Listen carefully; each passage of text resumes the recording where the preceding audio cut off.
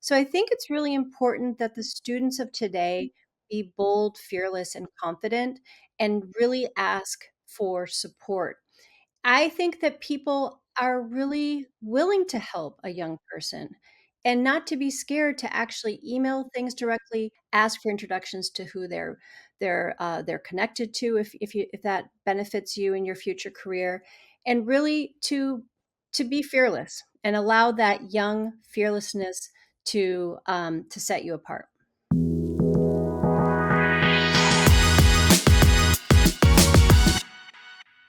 Hello, everyone. Thank you again for joining us today. I am your host, David Block, and today I am happy to welcome a strategic brand consultant, an educator, and founder of Agency Bell. With over 2 decades of experience in the branding and design industry, Laura Sauter. Welcome to the show. Thank you so much for having me on this beautiful Saturday.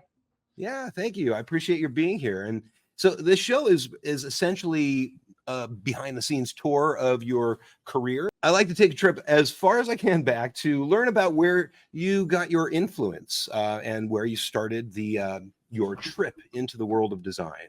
And so my first question is, when did you realize your passion for branding and design? And was there a defining moment or something that influenced you to jump into that as a career choice?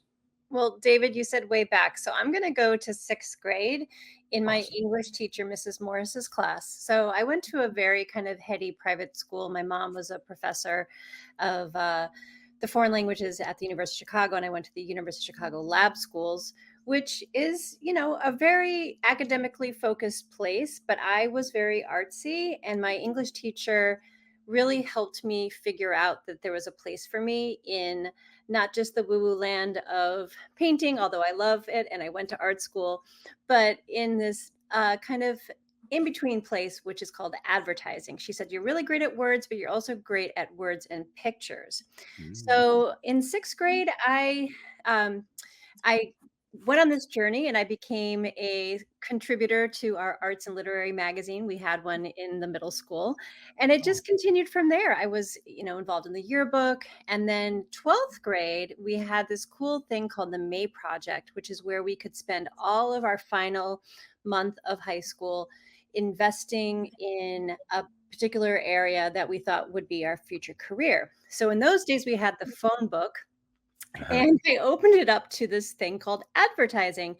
And the biggest section was this thing called J. Walter Thompson, which is one of the largest advertising agencies in the world. And I Mhm. called them. A gentleman answered, and I said, "Hi, I'm Laura, at the time Stryker, from the University of Chicago Laboratory High Schools, and we can have an internship. Can I have an internship at your place?" And he's like, "Let me forward you to HR." And I said, "Thank you very much, Mr. Thompson." And little did I know, of course, I got it. I took the bus all the way down Michigan Avenue. And here is this address. It was the John Hancock Building in Chicago. We had 16 floors, and that was the start of everything called design. Oh, that's wonderful. What a great story. And so now, when you finally went to college, you went to the University of Chicago and University of Wisconsin, correct? So Yeah. Wisconsin, I had done my high school at the University of Chicago Lab School. Got it. Oh, that's okay. I see. I see. And so you went to the University of Wisconsin, where you went to get your bachelor in design. Correct. Okay, excellent.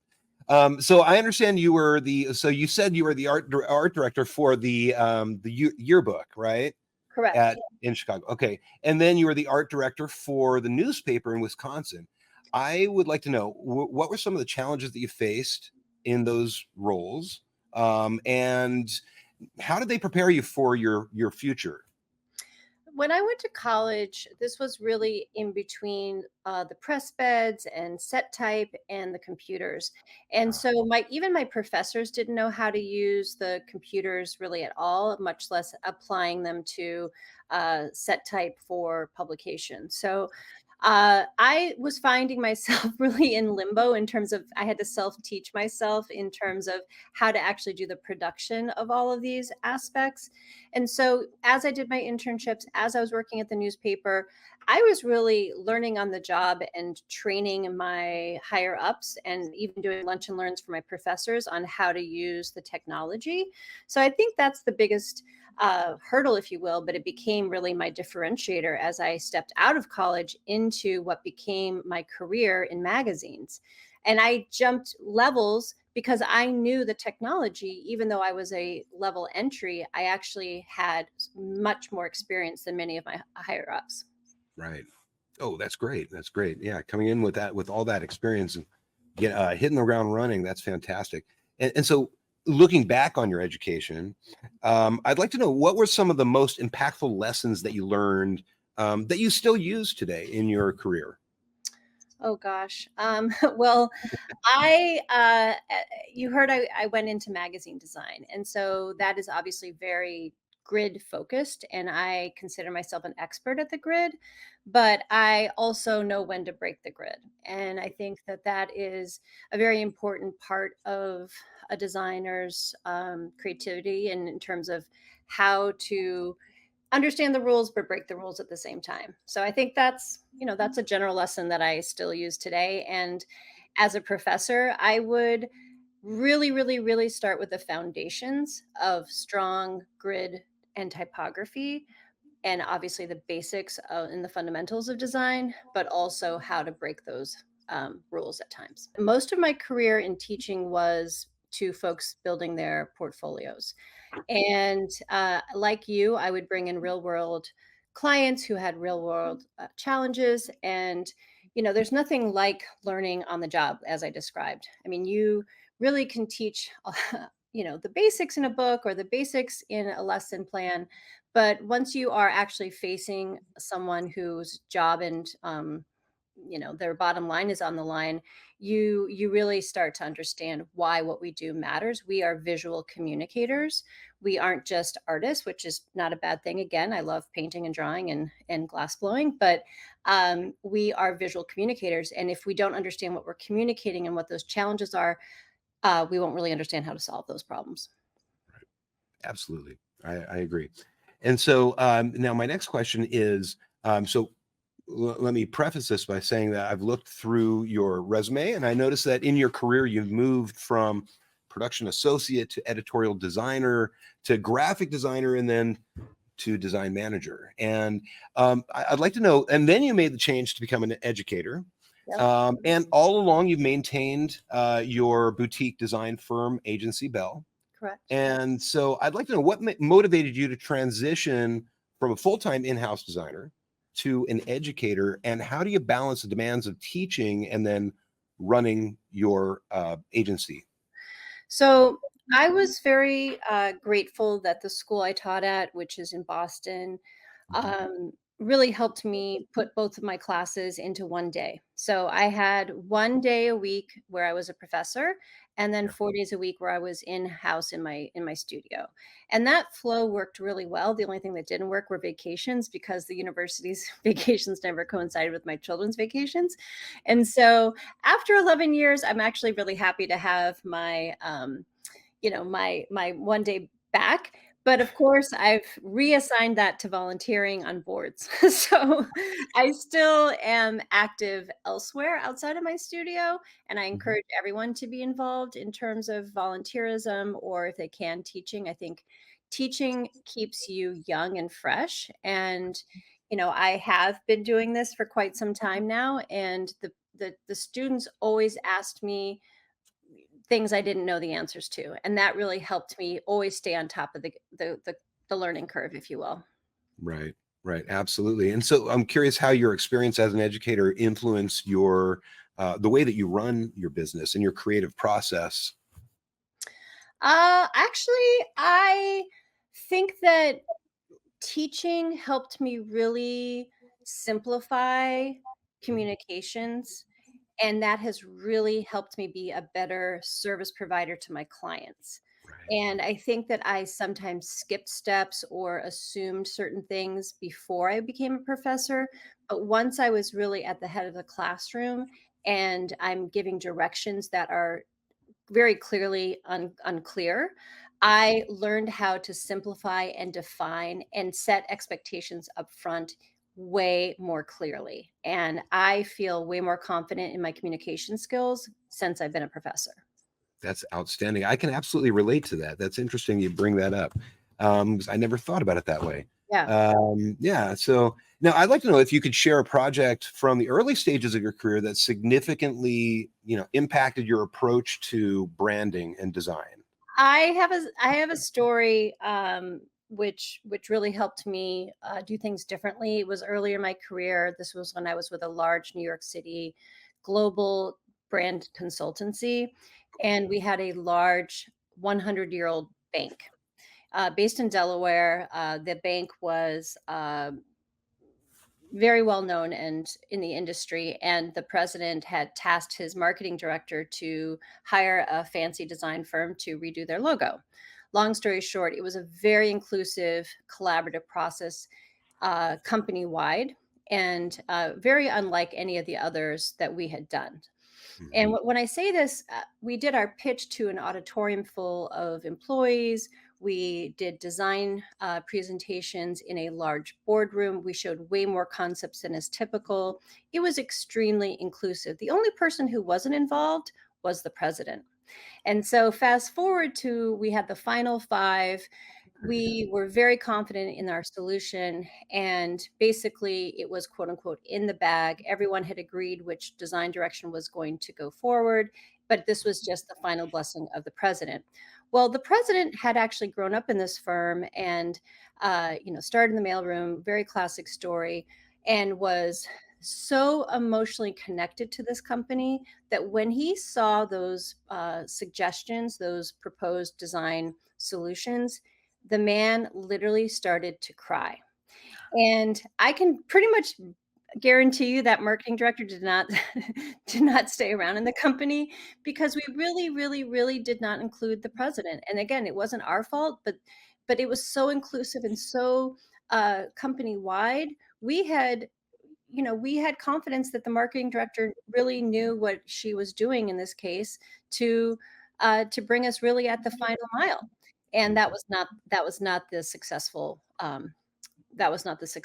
route. So we ended up backtracking to a very simple modification to the existing logo. He was not ready for a complete rebrand.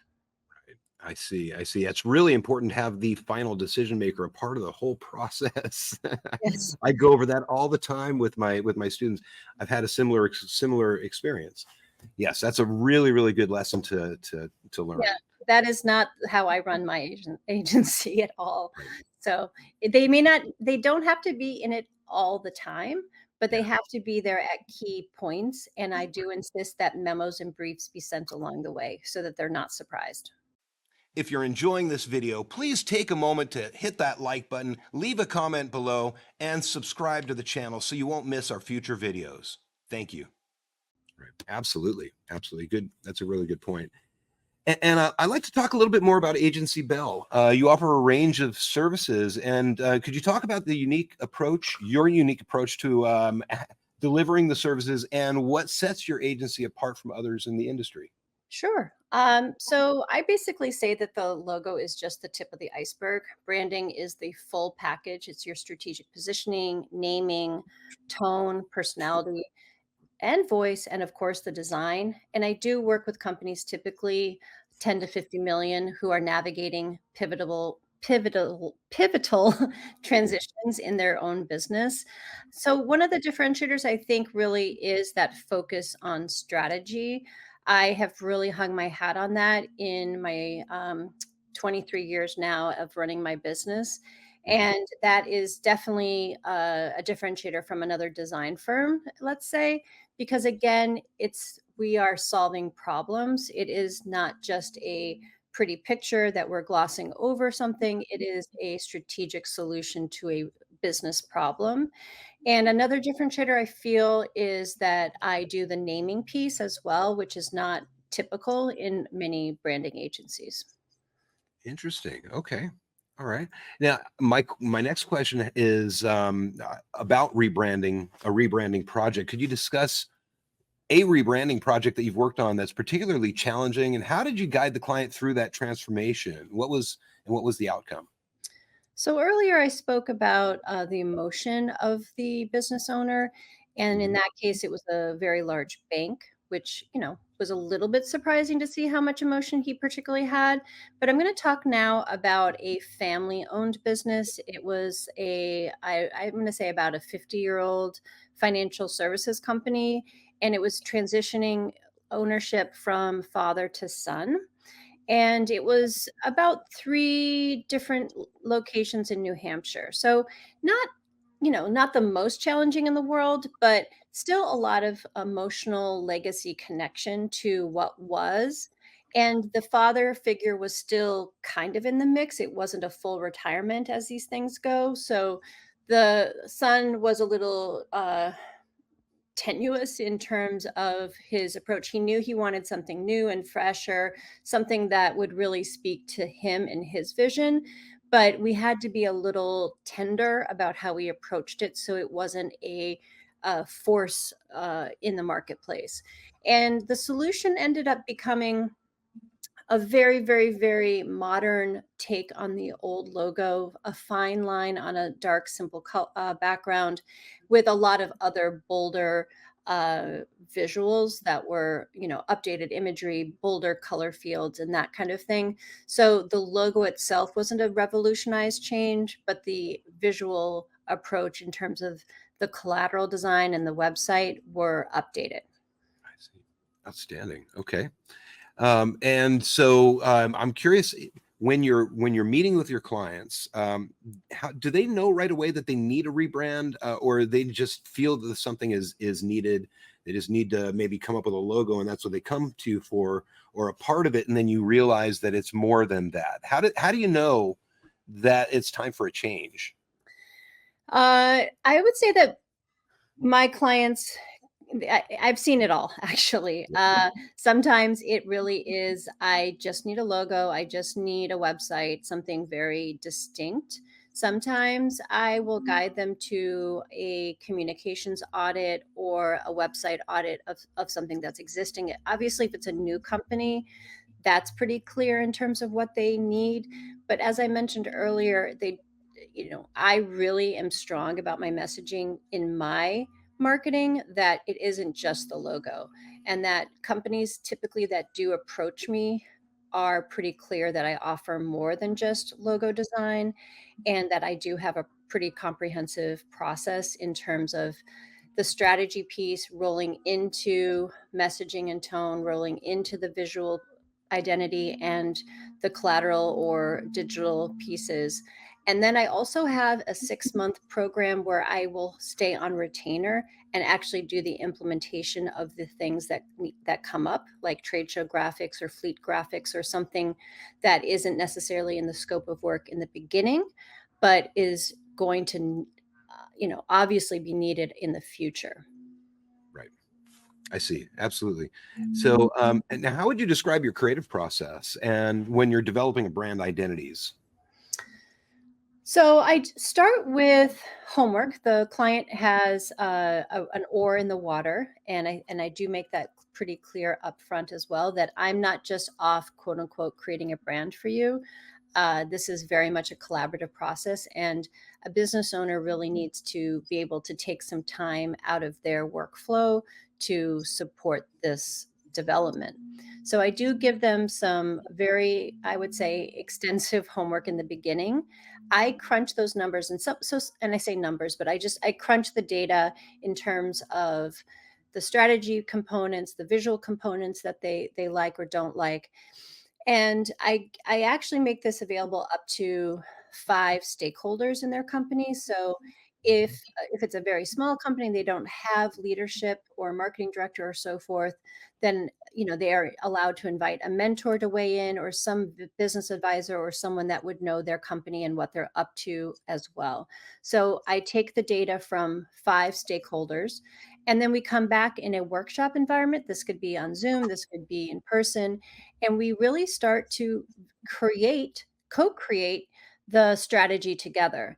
I will go back after the brainstorming session, which typically is a half day session, 4 hours. Sometimes it's a full day session, depending on the scale of the client. And then I will re-present to them what I've heard from that workshop.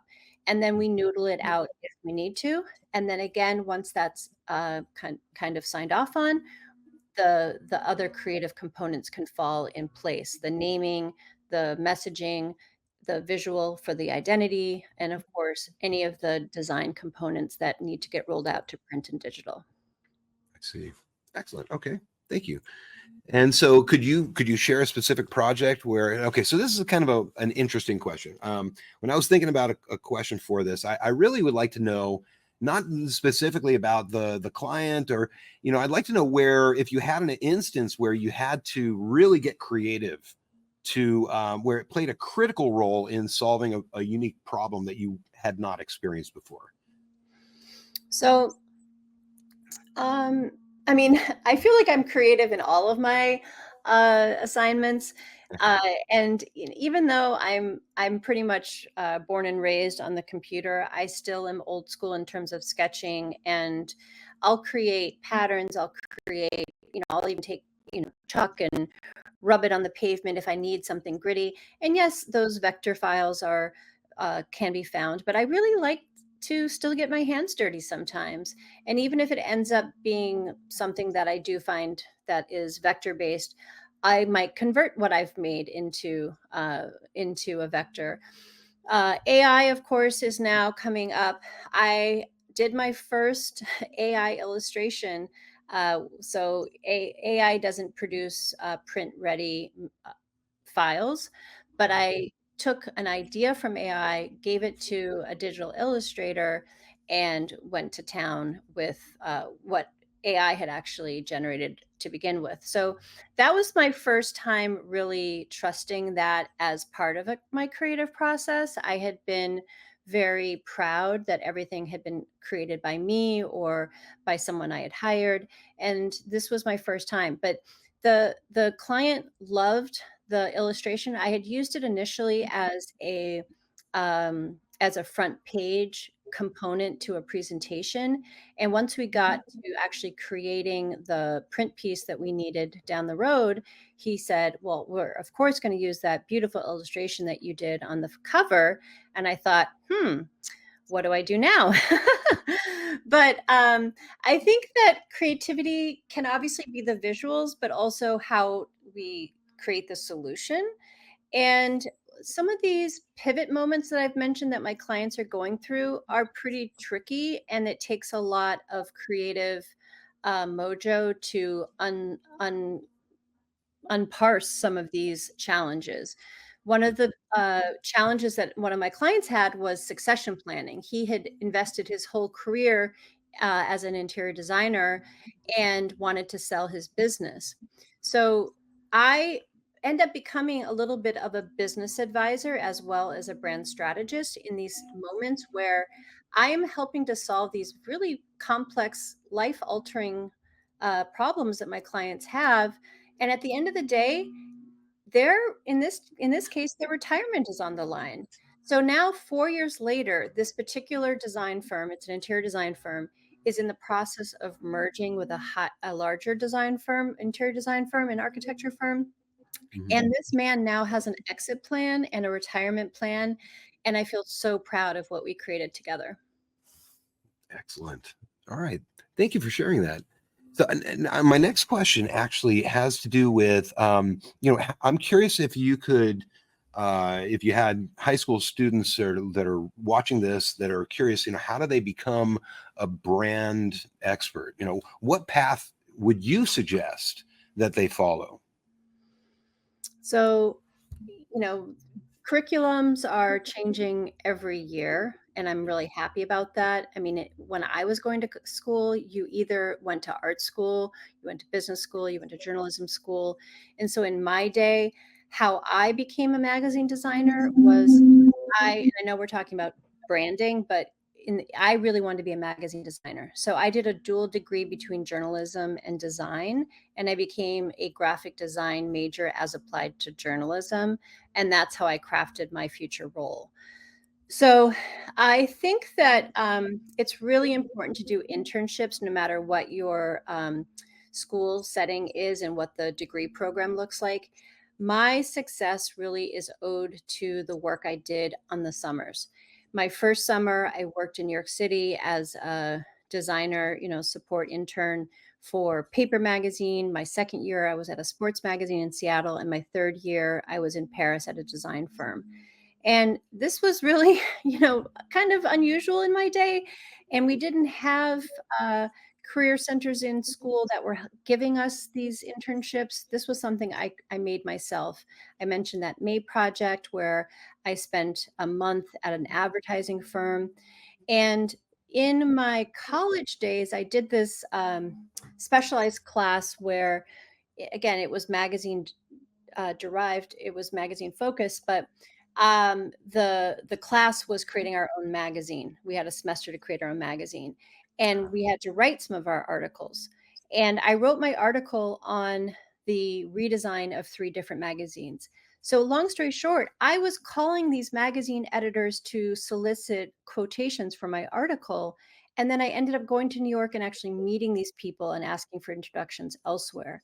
So I think it's really important that the students of today be bold, fearless, and confident, and really ask for support. I think that people are really willing to help a young person and not to be scared to actually email things directly, uh, go on LinkedIn as soon as you can. I don't know if high school is appropriate, but in college, definitely go on LinkedIn and start to make connections with your professors. Ask for introductions to who they're connected to, if that benefits you in your future career, and really to be fearless and allow that young fearlessness to set you apart. Excellent. That's great advice. And so on that note, actually, we've made it all the way to the end of the show, and I have one final question.